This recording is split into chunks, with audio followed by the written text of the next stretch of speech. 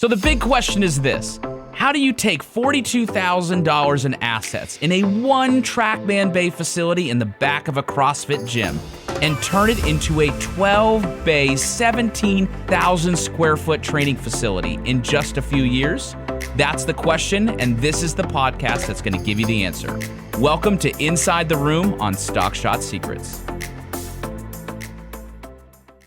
All right, everybody, we are here at what we're going to call, I think we should call this the Stock Shot Studio. As you can tell, the quality of this is better because I figured I probably shouldn't be doing podcasts in my car because that's probably not safe. But we have a really great series that we're going to start. This is going to be called Inside the Room, where we're going to kind of take a deep dive into TGR, just the people that make up TGR, the instructors, like maybe operations, marketing, sales.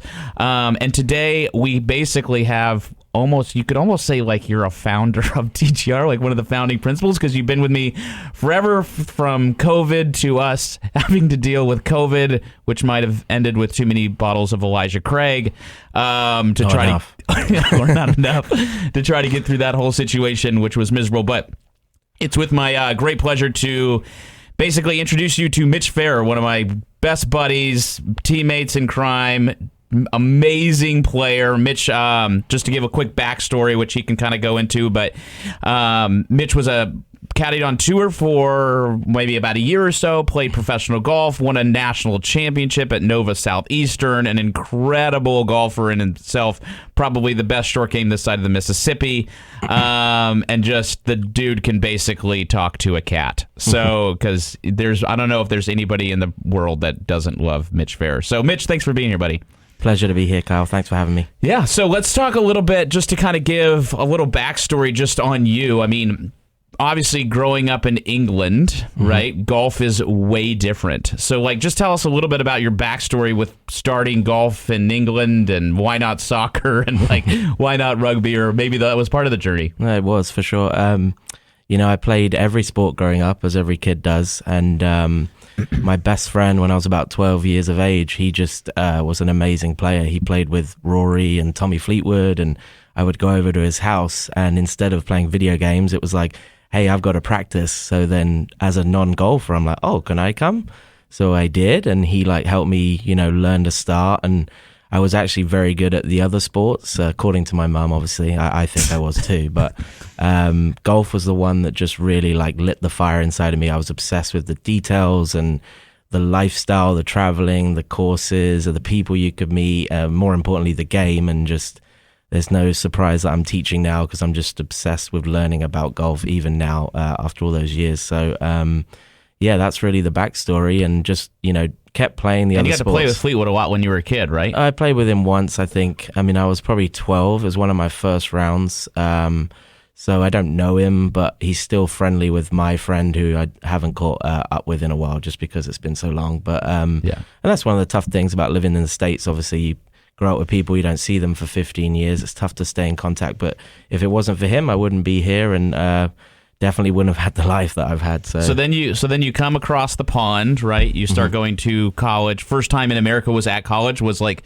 basically the time you stepped onto campus the first time you had been over here? No, I'd visited with parents, and then also I got picked for this this trip, which was like the best school golfers in England. You had to win a tournament, and then you got selected, and there was 12 guys, and we started in Savannah and played 22 rounds in 23 days. Oh my gosh. Against other kids that were going to go to college, like Arkansas or Maryland, or not top players, but very high level compared to what I was used to. And was this before the Walker Cup kind of, but a similar kind of? Well, it's a traditional trip. It's not like you're playing for England. It was like the trip had been going for 100 years, and it was kind of whoever had been on the trip prior. Got it. They were members at Pine Valley. We played there, Congressional, Bolter's Roll, and just got to play with all the best juniors in that East Coast area. And it was awesome because it just made me realize this is what I want to do. So we would stay in some dorms, some host families, you know how that goes. Right. And some of them are friends to this day. So as soon as I did that trip, I was like, I've got to get out of England and go there. As much as I love it at home. Right. Yeah. So then you go to Nova Southeastern. So tell us a little bit about that journey, like going over here to school. Probably kind of hard to choose a college because, I mean, if I was trying to choose a university in Europe to go to, I was like, Cambridge. That's the only one I know. Yeah, I mean, so how was the whole journey with Nova Southeastern? Yeah, I mean, I was getting recruited by some other schools and, let's say bigger names, ones I'd heard of. But, when you're from England, they don't know how tried and tested you are on courses over here. It's tough to get a bigger scholarship unless you're one of the top 5 players in the country or top 10, let's say. So a friend of mine went to Nova Southeastern, one member at my club, and he had improved so much. He came home and won every tournament. And then I visited him like one December, and I was like, this place is awesome. So then the coach started to follow me, watch me play. And then I found out my best friend now, Ben Taylor, was going too. And I was like, now there's 3 of us, like really close friends on the same team in South Florida. What could be better? And we had this trip lined up with my mum to go visit all these schools. And the first trip was to Nova, and I just didn't even bother going to the other schools. I just was like, I'm going here. Absolutely. So you come over here, you go to Nova Southeastern, you win a national championship, which is probably worth a bunch of stories in itself. And then after you do that, so then you kind of, was it that when you went over to Asia? Yeah.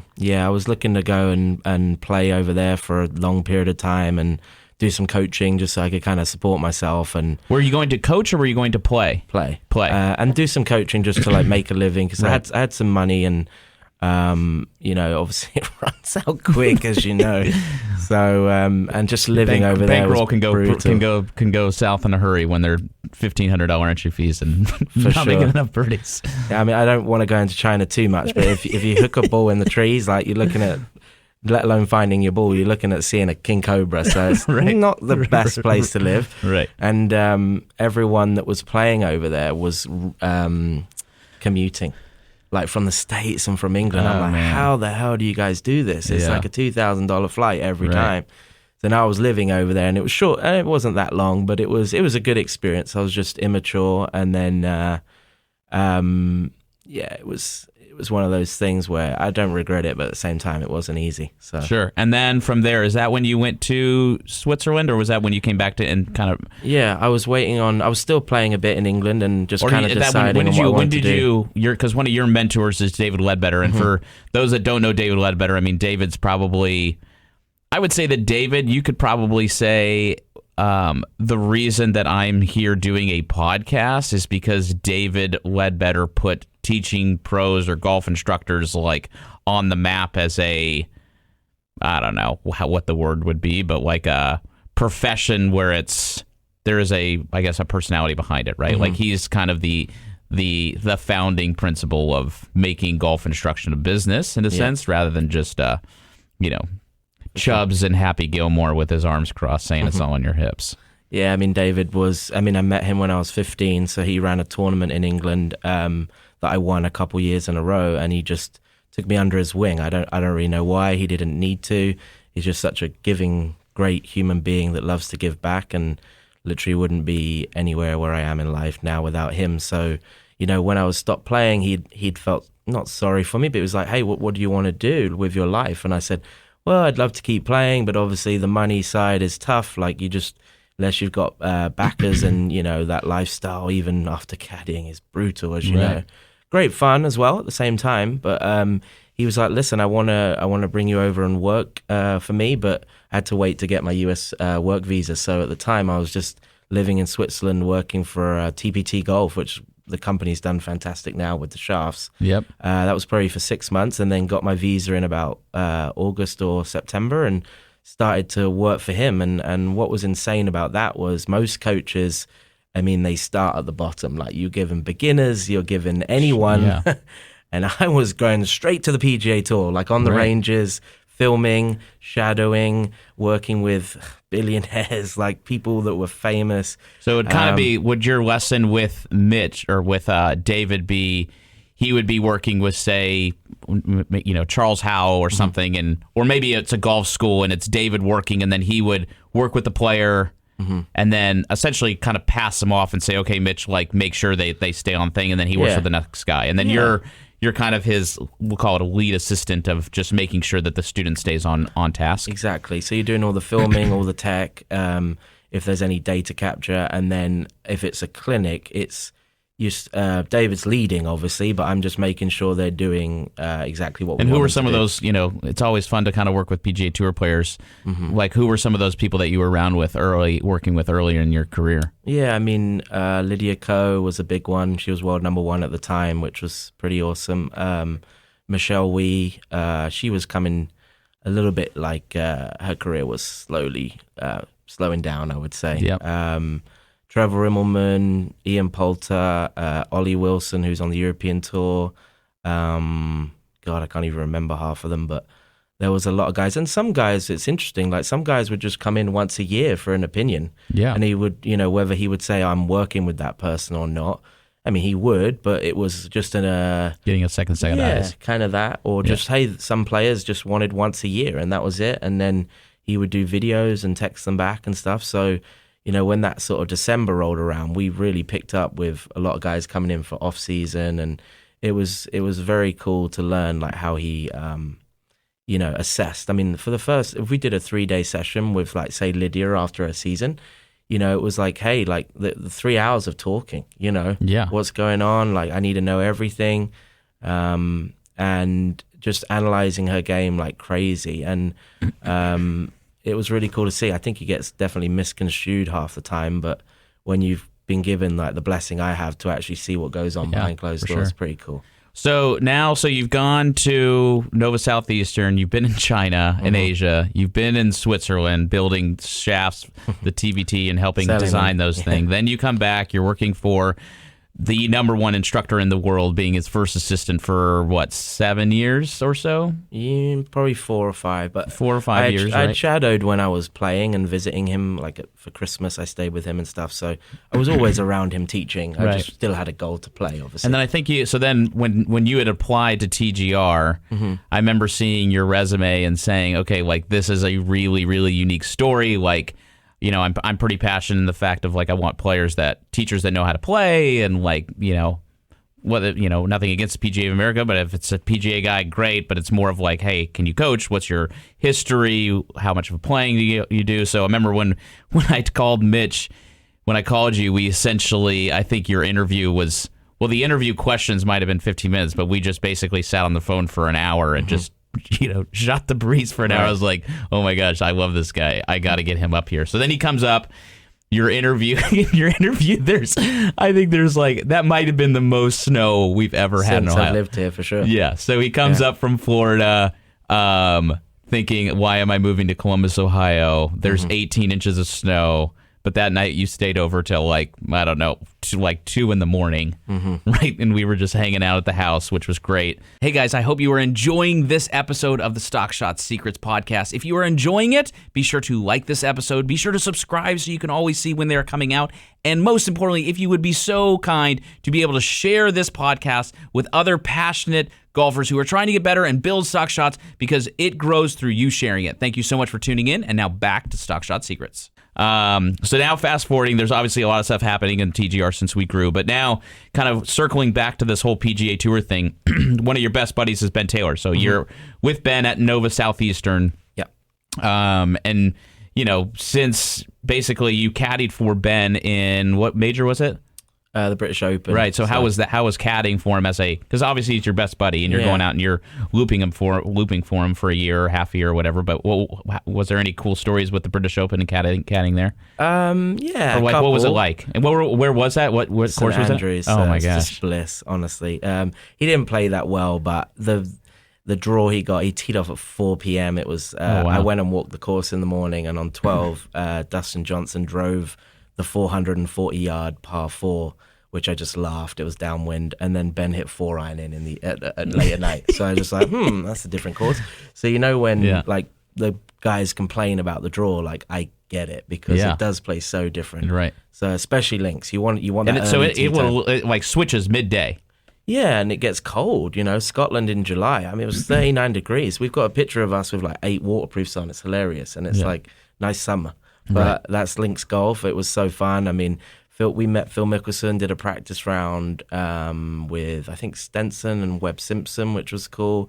And we were 22 at the time, so I'd caddied for him loads. He caddied for me in a couple of events, and it just was hilarious because I'm like, this guy could win the tournament, and I got him on my bag. Yeah. And Ben is like, I've had the pleasure of meeting Ben a bunch, and he's like one of the greatest human beings there is, like super down to earth and amazing. So now, fast forward, I guess almost a decade, right? And it really, he kind of pulls you in to say, hey, can you actually be my mentor, not mentor, but my coach, and really lead me to where he was, because he was kind of struggling a little bit on the Korn Ferry Tour, and in the last year or two, he's had some amazing progress. So I guess first off, what are the main differences you find with working with players like Ben Taylor, who's on the PGA Tour, and you're going to PGA Tour events, and then working with, the amateur golfers that are in Columbus, Ohio, or flying in, or like, because I feel like working with them, it's a different thing. Yeah. Right?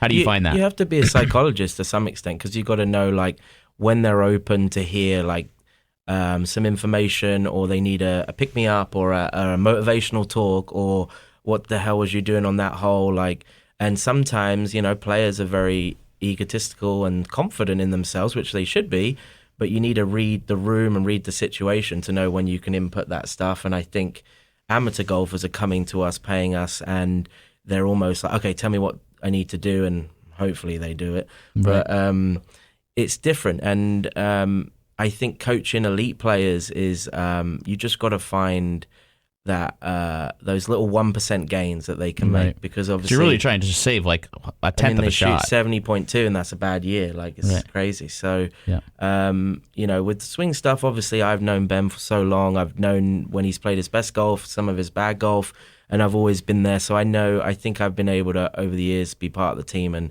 translate it in, let's call it Ben language, which is, I think, valuable skill as a coach.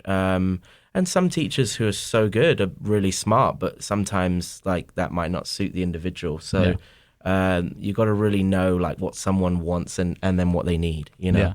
And how do you kind of take that? So like in that same mindset, taking that onto the lesson T of TGR, right? Like, what are some of, I guess it'd be cool, like as a coach, is there anybody that comes to mind that's like, hey, there was this student, and like, here's some of the transformation that they've taken from, joining and kind of jumping in? And because a lot of times, some players have lessons, sometimes they don't have lessons.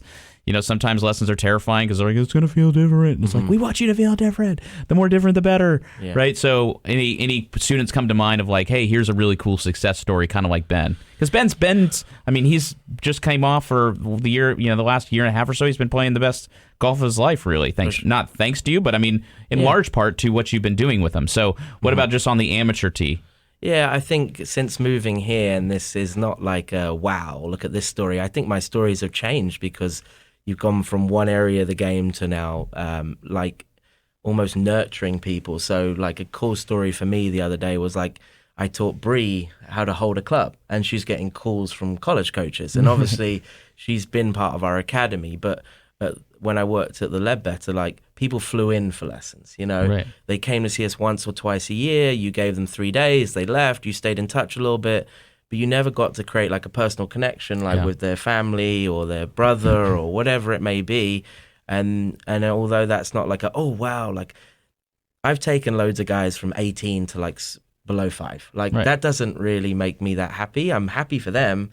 But seeing someone that's young and like doesn't have a ton of confidence and now like believes in themselves, walks around differently, that for me is like more. Which I think for what you're echoing, which is so amazing, is that's really the essence as to why I do like what I'm doing and what TGR is about.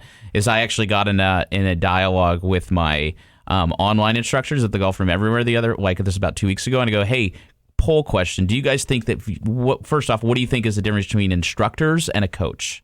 And they kind of go back and forth, and I'm like, we are not in the business of being instructors. In my opinion, a swing instructor is a guy who looks at your swing and is like, hey, you get the shaft shallow and blah, blah, blah. And it's like, yeah, like that's fun. And like, I love nerding out on golf swings more than anybody, right? Just like you do. But I think for me, it's really golf has called us into it's the vessel in which, or the conduit in which we're investing into their lives to help them become like their best version, like really fulfill their unique self. So to the students like Bree, when you see the transformation of these people like year after year to where they come in, for example, and they've got shy shoulders and they can't really ever say anything positive about themselves in the realm of golf, and then they get to a point after a year or two and they're like, you're good at golf, and they're like, yeah, I am good. You're like, yeah, you are, right? Like, that's amazing because you're seeing like their character and their heart change, which is so impactful for, us as like essentially creating disciples, like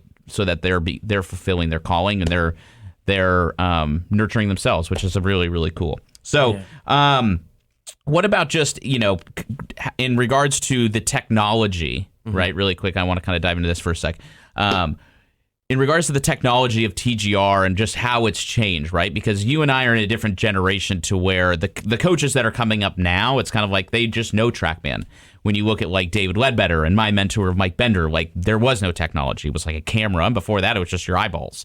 So how is it that you're using technology nowadays as a coach to really see into what the players need to be doing, whether it's Ben or it's just, maybe even better, probably the recreational player, quite frankly?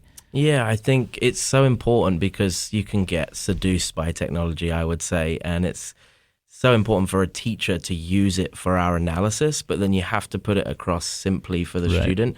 And it's different. It depends on person to person. You may have a tour player. One of my great friends, he won't mind me saying this if he ever hears it, he's so analytical.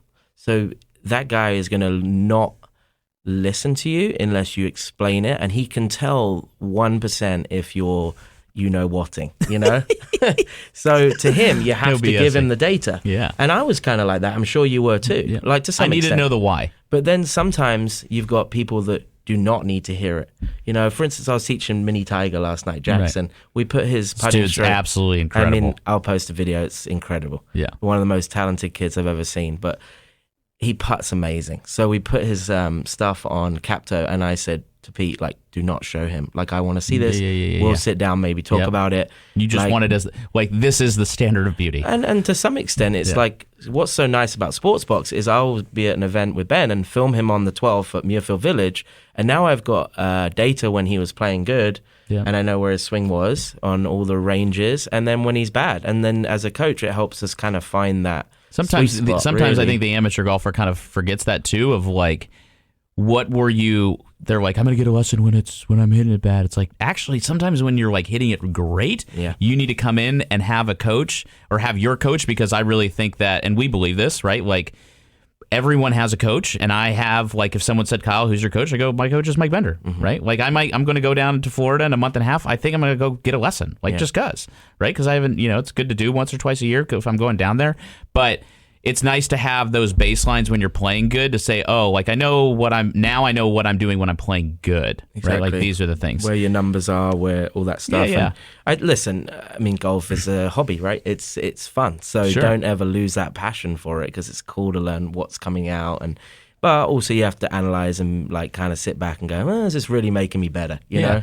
And just, final question of just for the amateur golfers, right, that are listening, or whoever is listening, or just passionate players, what do you find personally between your students, the ones that really make strides? Like, what are the things that those players are doing, that amateur players doing, that the other amateur players aren't doing, right? Like, how are they getting the biggest return on investment for their time spent with you? Yeah, what's interesting, I think we've obviously got such a great facility.